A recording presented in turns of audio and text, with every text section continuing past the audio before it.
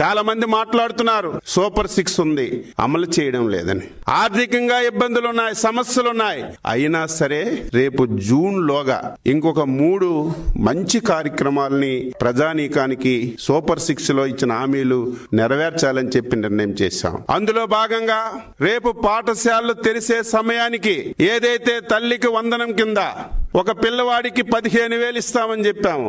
అదే విధంగా ఎంతమంది పిల్లలుంటే అంతమంది పిల్లలకి, ఒకరున్నా, ఇద్దరున్నా, ముగ్గురున్నా, రేపు స్కూల్స్ రీఓపెనింగ్ సమయానికి తల్లికి వందనం కింద వారి అకౌంట్ లో డబ్బులేసి స్కూళ్లు తెరచడానికి ఈ రోజు పొలిట్ బ్యూరో నిర్ణయం తీసుకున్నాం. అదే విధంగా రైతులకి అన్నదాత సుఖీభవ కింద కేంద్ర ప్రభుత్వంతో కలిపి 20,000 రూపాయలు ఇస్తామని స్పష్టంగా హామీలు ఇచ్చాం. చాలా ఇబ్బందులున్నాయి, సమస్యలున్నాయి. కానీ ఇచ్చిన హామీ నెరవేర్చాలి కాబట్టి రేపు కేంద్ర ప్రభుత్వం మేలో ఇచ్చిన జూన్లో వాళ్ళు ఇన్స్టాల్మెంట్ ఇస్తే ఆ ఇన్స్టాల్మెంట్ తో కలిపి రాష్ట్ర ప్రభుత్వం కూడా అన్నదాత సుఖీభవ కింద ఈరోజు రైతులకి డబ్బులు ఇవ్వాలని నిర్ణయం చేశాం. ఈ రోజు మత్స్యకారులు ఉన్నారు.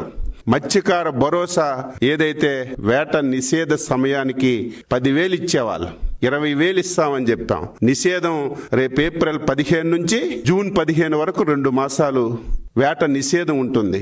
ఏప్రిల్ 15 ముందే ఇస్తామన్నటువంటి 20,000 మత్స్యకారుల కిందకి భరోసా కింద ఇవ్వాలని చెప్పి నిర్ణయం చేశామని చెప్పి తెలియజేస్తున్నాను. చాలా కార్యక్రమాలు ఈరోజు ఎవరైతే రిటైర్డ్ అయినటువంటి మిలిటరీ ఉద్యోగుల కార్పొరేషన్ అన్నాం, అది పెట్టాం. స్వర్ణకారులకి కార్పొరేషన్ పెట్టాం.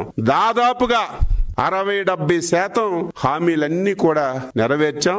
ఇంకా మిగిలినటువంటివి యువతకి నిరుద్యోగ భృతి, ప్రతి ఆడపిల్లకి 1,500, బస్సు ఉచితంగా ఇస్తామని ఇంకా 3-4 కార్యక్రమాలు ఉన్నాయి. ఇవన్నీ కూడా సాధ్యమైనంత వరకు ఆర్థికంగా ఈ రాష్ట్రాన్ని బలోపేతం చేసి ఆర్థిక పరిపుష్టిని తీసుకొచ్చి ఇచ్చిన ప్రతి ఒక్క హామీని నెరవేర్చడానికి అన్ని విధాల చర్యలు తీసుకోవాలని డీటెయిల్ గా రాష్ట్ర ముఖ్యమంత్రి గారు ఈ రోజు మేనిఫెస్టో కూలంకుశంగా చదివి ఈ కార్యక్రమాలు మనం చేశాం. ఈ కార్యక్రమాలు ఈ సమయంలో చేస్తున్నాం.